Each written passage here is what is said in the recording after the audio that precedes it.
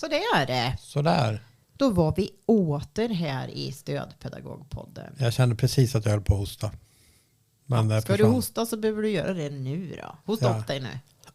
Ja, precis. Så. Där kom det. En liten mesig grej. Ja, Men, Precis. Men du, det rullar på bra här med våra lyssningar. Ja, Ja. nu... Vi har ju tangerat här nu alltså, jag kommer inte ens ihåg vad vi är på, men vi siktar på 10 000 lyssningar och det känns ganska som att vi är nära det målet. Ja, om jag räknade rätt så är vi där i, sa jag juni? Om det fortsätter i samma takt, eller om det till och med så juli, jag kommer inte riktigt ihåg. Ja, om vi fortsätter i samma takt. Ja. Så... Vi konstaterade att vi kanske skulle kunna på våran semester ha ett liten party för att fira att vi har fått 10 000 lyssningar. Det tycker vi är lite häftigt. Det är en milstolpe. Ja, den trodde vi inte på från början. Nej, men det är klart. Nu har vi kämpat på här i 2 år. Lite drygt. Ja, shit också. Ja. Inte en dag äldre har vi blivit. Nej. Men det är lite roligt. Och då sa vi att det skulle bli kanske som ett litet bonusavsnitt då, eller? Ja, vi diskuterar om man kunde göra ett avsnitt på själva festen som kan läggas som ett litet extra bonus kanske. Mm, men nu är detta lite preliminärt. Det är preliminärt. Vi måste ha visioner, tänker jag. Ja, alla lyssnare kan ju försvinna imorgon. Ja, det vet man ju Så, inte. De kanske hittar en roligare podd att lyssna på. Men det tror vi inte på. Nej, det tror vi inte på. Men vi är ju väldigt väl medvetna om att vi är ju ganska nischade, smal. Vi har ju en smal bredd, eller smal bredd. Så kan man inte säga. Ja, men förstår du vad jag menar? Jag tänkte liksom samma sak. Vi är nischad inriktning. Ja, men precis. Vi pratar ganska brett inom den nischade inriktningen också. Ja, men precis. Vi är inte som andra stora poddar liksom, som kanske går lite på den breda fronten. Ja. Liksom.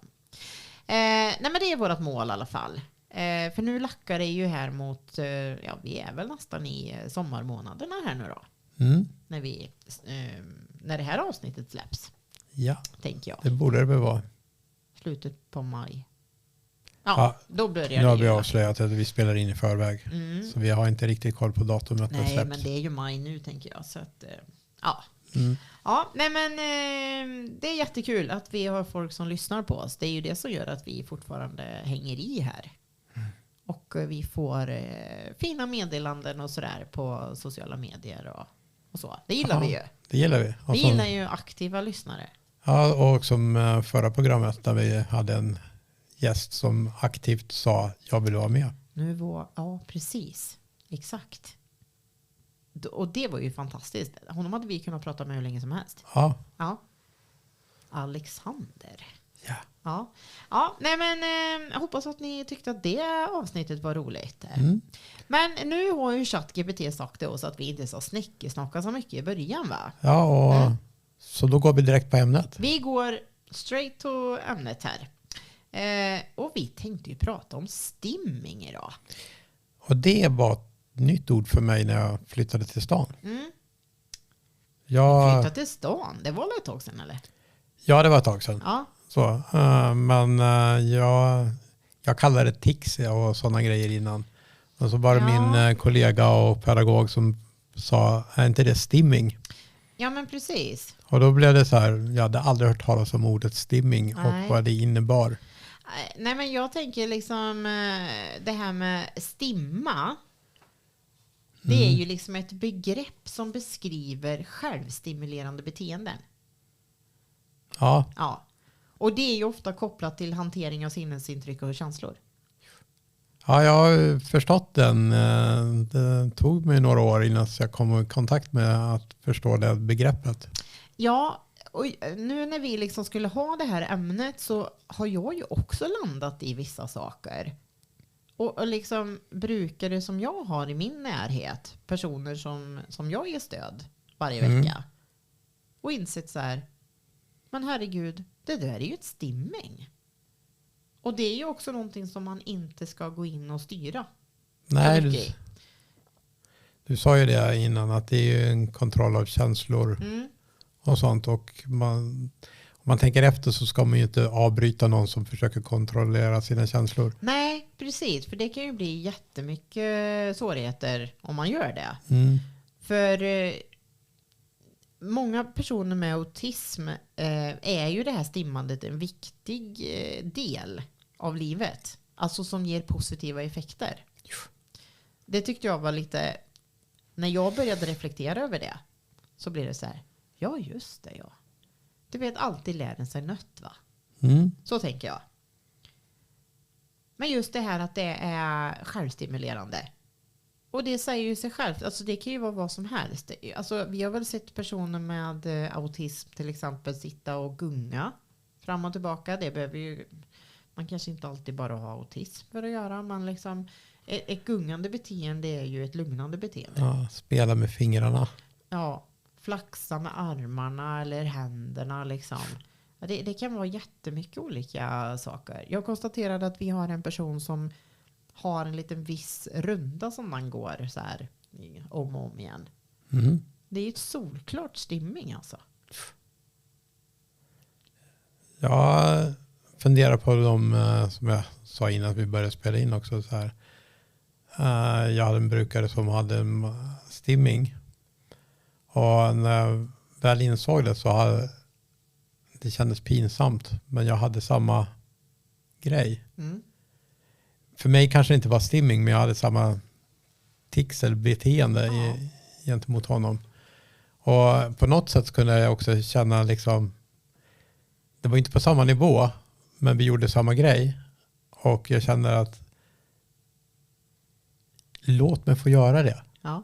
Det är liksom så här, en del har kanske kommenterat den beteendet någon gång liksom så här, varför man bara, för det kändes skönt. Ja, precis. Och jag tror att vi lite till mans har lite sådana saker vi gör. Ja. Men att det kanske blir väldigt mycket mer för en person med autism repetitivt. Liksom. Ja, för det var väl det som var skillnad där. Jag kanske gör det momentet vid något tillfälle. Han gjorde det betydligt oftare, mer repetitivt. Eller, nu fastnade ordet. Repetitivt. Repetitivt. Ja. Så lite oftare och lite mer tydligt liksom så här. Ja. Men just känslan av att låt mig få göra det. Ja. Liksom. För den känns bara skönt i kroppen att få ut rörelsen. Precis. Ja, för många gånger så kan det ju vara ett sätt att hålla oro och frustration och liksom förväntningar och sånt i schack lite. För det är ju oftast kopplat till väldigt mycket känslor. Liksom. Att få det där lugnet. Den där sköna känslan i kroppen liksom. Jag triggade igång mig lite grann på det sättet också. Ja. Laddade upp lite. Ja. Och så. Vilket blev lite, få upp fokuset. Ja. Jag fick liksom igång känslan i kroppen. Ja, och jag tänker att så kan det också liksom, ger det en positiv effekt så kanske man laddar för andra saker liksom. Det var en ren positiv effekt när jag gör de grejerna. Så men jag har funderat på, som du säger där också, du reflekterar över en person som går en runda. Ja, det var en person jag reflekterar över. Jag har fler saker på min lista här. Jag försöker fundera på hur ser man att egentligen att något är en stimming. Därför att man gör det om och om igen. Det är repetitivt. Och det är ingenting som i regel skadar en människa. Men jag hittade, eftersom jag liksom kollade lite på nätet och googlade lite, frågade lite AI liksom. Och då kom det upp här att det kan ju finnas tänkbara situationer där stimmandet kan bli problematiskt. Och det kanske inte är så mycket från personens känslor, utan det är mer det här till exempel att intensivt vilja lukta på människor, kanske som man inte känner eller så. det kan ju bli ett problem för andra människor. Där, Liksom. där stimmingen involverar andra människor kan det ju, precis. beroende på situation. Eller att säga. man inte kan låta bli att ta på andra människors kläder. Det kan ju också bli ett problem. Jag menar, har man ett speciellt material på sig som man är väldigt fascinerad av till exempel. Och vet du, jag har personer i min närhet som gör de här sakerna. Mm. Kanske inte går fram och luktar och känner på okända människor. Men absolut på människor som man har i sin närhet. Det är ganska fascinerande. Jag har aldrig tänkt på att det är en stimming. Att det ger någonting positivt har man ju förstått. Men kanske inte att det är ordet, alltså just går under stimming. Liksom. Mm. Jag tycker att det är fascinerande. Men någonting som man har jobbat med under flera år och inte ens tänkt på att det är ju det här personen gör. För jag har sett det mer som att personen har ett specialintresse. Ja, det är det som det är därför jag kände så här, hur ser man att det är stimming? För är det specialintresse, är det tics, är det stimming? Ja. Var går gränsen? Ja, men det är ju det. Vart går gränsen? Och jag tänker att gränsen går väl när man börjar involvera människor som kanske inte vill vara med, va? Ja. För då kan man ju riskera att människor börjar slå ifrån sig på olika sätt. Ja. Verbalt eller fysiskt eller liksom för att någon kommer för nära in på ens egen sfär liksom. Men det är när stimmingen inte passar sig i situationen. Om du påverkar andra människors välmående. Ja, men precis. Och jag tänker att där kanske man behöver styra lite liksom var man kan göra de här sakerna. Var kan du känna på ett visst klädesplagg till exempel. Man kanske behöver ha en viss klädesplagg hängande som man kan gå och pilla på och lyssna på ljudet eller känna på känslan eller vad det nu står i. Liksom. Så tänker jag i alla fall att man kan lösa det. För att man inte ska behöva gå på okända människor på stan, va? Nu kommer jag att tänka på en person som, apropå ljudet, som ofta la sig på en lurvig matta och drog handen. Mm. Liksom. Och man såg hur lugnande effekt det hade. Liksom så här. Och det var en blandning mellan inte bara känslan utan ljudet av mattan. Ja. Liksom så här. Och det slog mig nu att det kan vara en stimming. Ja. För det tänkte inte på det då. Om det var positivt för personen så var ja, det var ju det definitivt. Liksom så här. För oftast är det ju så här, liksom, när det börjar bli negativt eller problematiskt för personen, då har det ju mer gått över till att det skulle vara någon form av alltså ofrivilliga saker, att det liksom blir nästan som mot tvångshandlingar liksom. För då gynnar det ju inte personen i sista änden. Nej. Tvångstankar är ju per definition någonting som du gör som du inte mår bra av. Ja, precis. För annars blir det inget tvång över att göra det. Nej, exakt. Och det kan ju också bli lite självskadande och liksom gå över till det. Och då för stimming, det ska ju liksom ändå ge positiva effekter för personen.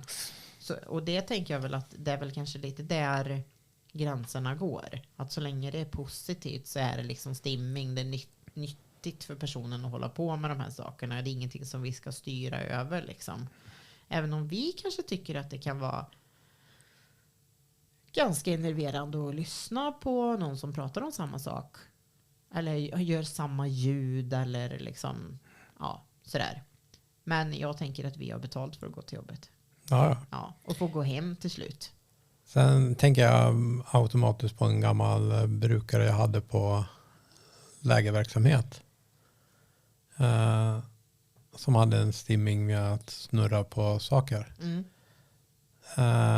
Där löste de det genom att ge honom en sak som man, vad heter de här 3 grejerna som var på hjullager? Fidget spinner. Fidgets. Mm. Så. Då gav de honom en sån. Ja. Och då kunde han sitta och snurra liksom så här, istället för att ta tag i någonting annat. Och det är ju ett tydligt exempel på stimming. Ja, men det var så skönt att liksom att kunna se att vi har ju löst det här så att du inte pillar på massa andra grejer för att snurra och på som kan gå sönder och sånt där, utan du har en fidget liksom som fungerar, som du alltid kan ha med dig också och liksom lösa det själv. Ja, men precis. Ja, för många gånger så har de ju löst det med olika sätt. Någon sitter med en tråd och snurrar kring ett finger eller liksom. Alltså, det var så, för mig var det så tydligt liksom när jag såg honom första gången att du bär med dig din lilla grej som du gillar att göra. Ja, men det är ju skitsmart det. Ja, nej men jag tyckte i alla fall att det var väldigt spännande det här just med stimming liksom, just för att människan är så finurlig på att lugna sig själv. Att komma på att gör jag de här sakerna så händer det något gott i mig liksom. Att man hittar de sakerna. Men att man absolut behöver in och kanske justera lite i omgivning eller liksom miljö. Alltså, om det skulle vara så att det går åt det negativa hållet. Liksom. Att det blir mer tvångshandlingar och sådär. För då behöver man ju ha ett annat sätt att se på det. Liksom. Jag läste ju här när jag sökte på det här. Liksom. Att det är lite grann som en sorts mindfulness. Det lät bra. Visst gjorde det. Mindfulness är ju ändå oftast någonting positivt i våra öron. Liksom. Ja, jag har aldrig hållit på med mindfulness på det sättet. Men nej, precis. Det är ju en positiv laddad begrepp. Ja. Det är ju meningen att du ska må bra av det. Ja. Och sen så har de ju faktiskt skrivit om de här sakerna i till exempel ICD-10 som är WHOs diagnosmanual. Där nämns stereotypa och repetitiva motoriska rörelser. Till exempel. Och det är ju vad stimming är. Liksom. Även i den här amerikanska diagnosmodellen DSM-5 så nämns också sensorisk stimulering som någonting positivt liksom. Det nämns också som ett säreget intresse för sensoriska aspekter och jag tänker att det liksom, där ingår ju stimmingen. Så att det finns ju i de här diagnosmanualerna också. Finns med, fast man kanske inte har pratat. Alltså, jag upplever inte att man har pratat så mycket om stimming. Nej, som sagt det var ju först när jag kom till den här stan och träffade min pedagog på första arbetsplatsen som jag hörde ordet stimming. Och då har jag jobbat ganska länge innan. Ja. Men aldrig stött på det för att det var liksom inte någonting som direkt pratades om. Nej. Och vilken effekt det har på våra brukare. Nej, men precis. För jag såg också att det är ju inte bara exklusivt för personer med autism. Men det är ju ganska överrepresenterat kring personer med autism. Och jag vet ju hon Amanda som vi följer på Instagram som har autism. Du vet hon som frågar efter vänner. Ja, precis. Kommer inte ihåg vad hon heter i efternamn. Nej, jag kommer inte heller ihåg vad hon heter i efternamn nu. Men vi har ju haft henne som inspiration i ett annat poddavsnitt som vi hade. Det här med svårigheter att träffa vänner och liksom, vara social. Liksom. Hon pratar också mycket om det här att hon behöver stimma när hon har jobbiga perioder. Liksom. Och det var ganska nyligen jag såg det nu på hennes Instagram faktiskt. Att hon hade behövt stimma i flera timmar liksom. Hon gör speciella grejer när hon stimmar. Så, jag har missat det. Om hon snurrar eller jag kommer inte ihåg exakt vad hon gör. Men hon gör repetitiva saker i alla fall. Och är väldigt medveten om att hon måste göra de här sakerna. För att det ger henne ett lugn till slut. Och det är ju när hon har mycket omkring sig som det blir att hon behöver stimma. Liksom. Och kan också sätta ord på det. Och det tycker jag ju är fantastiskt. För många gånger så har vi ju kanske brukare som inte kan sätta ord på vad det är de behöver göra. Nej, det är det jag gillar med henne. Att hon kan prata utifrån diagnosen. Ja, Sätta men ord på... Det är häftigt alltså. Sätta ord på känslorna liksom. Hur det känns. Jag tycker att vi har mycket att lära utav de personerna som faktiskt kan sätta ord på vad det är många andra gör också. Som inte Ja, kan... det är det jag gillar med, som vi pratade om förra avsnittet, han som jobbar med högfungerande. Ja. Så jag har ju träffat på några sådana liksom, när man kan få en sån diskussion och liksom, hur är din syn på det här? Ja, exakt. Liksom, för där går det verkligen att diskutera Ja. och få ord på saker och ting. Ja. Och då kan man inse att ibland är det inte så långt ifrån vad man själv gör eller vill göra. Nej. Liksom, men vi kontrollerar det på ett annat sätt. Ja, och vi kanske hanterar våra känslor lättare. Vi som inte är i spektrat liksom. Har lättare för att hantera känslorna kanske utan att stimma i den graden som de gör. Liksom. För jag tror att de allra flesta har någon form av stimning som har autism. Ja, Någon det är, av sen är det svårt att upptäcka dem alltid. Liksom, så att det kan vara väldigt små grejer. De är inte alltid lika tydliga. Nej, precis. Nej, jag tycker det är väldigt spännande, och vill man fördjupa sig i det så finns det säkert hur mycket som helst som man kan läsa om och grejer. Ja, det räknar jag med. Liksom. Men just att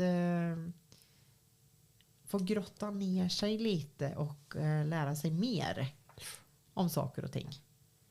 Ja, för jag har blivit intresserad av just stimming på det sättet att det var som sagt något nytt för mig. Och när man börjar lära sig se på personerna att orsaken till att du gör så här och så här är liksom en positiv laddad grej. Ja, precis. Då ökar min förståelse för brukarens beteende i flera lägen, tycker jag. Ja. Liksom, då börjar man se ett sammanhang och en helhetsbild av det. Liksom, för då kan man ju också börja se, när gör du det? I vilka situationer gör du det? Och så vidare och så vidare. Är det liksom när förväntningarna ökar? Jag tänkte just det. Om man ska iväg någonstans. Då kanske när det börjar bli lite stressigt. Alltså jag har lite förväntningar när jag ska iväg här. Eller jag är lite orolig för vad jag ska göra. Jag vet inte vad som ska hända. Liksom så jag måste stimma lite grann. Ja. Lägesförändringar tänker jag. För att det är ju många gånger det som är jobbigt för våra personer med autism. Och det ger ju ett verktyg till att liksom kunna avläsa situationen och göra den annorlunda. Så att personen kanske inte behöver självstimulera sig på det sättet. Nej, kanske inte i den utsträckningen så att man fullständigt fastnar. Nej, alltså det är inte fel att göra det. Nej, det är verkligen inte fel. Men om man märker att en person kanske laddar och blir stressad av att vi ska iväg på något okänt liksom så här, så måste jag ställa mig och göra mina grejer först. Liksom så här. Då kanske man kan ändra den situationen så spänningen avtar. Så du inte behöver ha det behovet till att stimma. Men jag tänker också att det kan vara tvärtom. Att man är jätteglad över någonting som man har varit och gjort. Och att man i det läget behöver stimma för att hantera de känslorna också. Ja, liksom. Det är det jag menar. Du kan ju börja läsa av situationerna. Liksom. Antingen gör du det för att du kommer tillbaka och är så mycket glad för att du behöver ha upplevt någonting. Liksom. Eller så kanske du gör det för att du ska iväg någonstans och bli stressad och behöver tagga ner liksom, och skapa en lugnande effekt. Eller så ser du fram emot att dina föräldrar ska komma på besök. Så att och vi ska åka och käka glass eller vad det så är. Att liksom. Då är man helt exalterad över det. Liksom, eller sådär. Ta inte bort stimming. Nej, men lär er av se situationer och förstå helheten kring det. Precis. Att se det som någonting positivt liksom. Men och se som sagt i vilka situationer som det gynnar. För det kan ju lika gärna vara så att det blir en form av tvångshandling som sagt.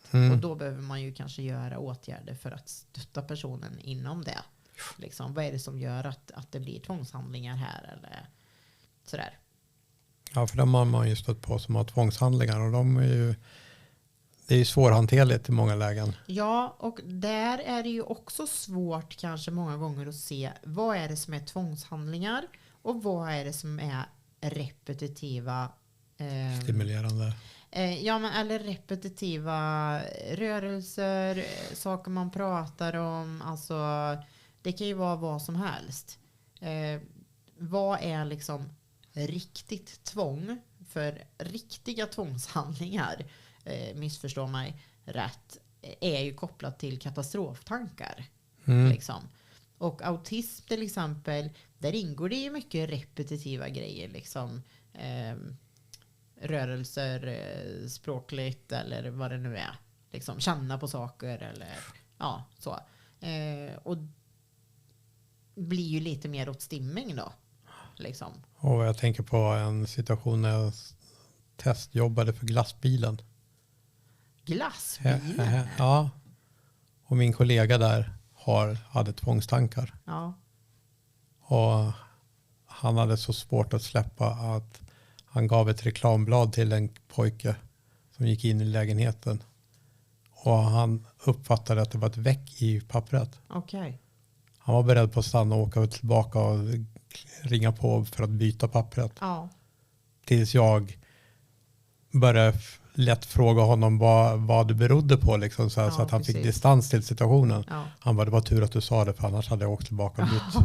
Ja, precis. Men där hade det ju varit en tvångstanke som hade ställt till det lite grann. Ja, men liksom, precis. så här, för att det är kopplat till en katastroftanke. Ja, någon form av katastrof. Ja. För att han kände att han var behov av att byta ett reklamblad som han gett till en pojke. Ja. Vilket hade utsatt honom som personal för hemglassbilen. Ja. Eller glassbilen eller vilken det var. För att då beter sig han i yrkesrollen skumt emot kunderna. Ja. Så då blev det det blir en rullande snöboll över det hela. Men precis. Så här, och han Det blir som var, en lavin till slut. han hade svårt att kontrollera fram tills att jag hade ifrågasatt liksom, varför. Precis. Då var han tvungen att ta ett steg tillbaka och tänka efter och så bara, nu släppte jag det. Ja, nej men jag höll på att säga uppmuntra stimming. Det är väl liksom lite det. Alltså stimming, det är bra. Det är bra grejer. Det är bra grejer. Ja, det kontrollerar känsloregistret. Ja, på ett positivt sätt. Men du, jag tänker, ska vi runda av för idag eller? Ja, vi kör en liten kort. Ja, jag vet inte, det blir inte så himla kort det här idag. Några minuter kanske. Ja. Men naggande god, vad är det man brukar säga? Ja. Liten men naggande god. Ja, det har jag nog hört någon gång. Inget som jag brukade använda mig av. Nej. Det är olika i olika familjer, vet du. Ja, nej men vi avslutar väl som vi brukar, tänker jag. Och säger på återhörande. Det gör vi, på återhörande.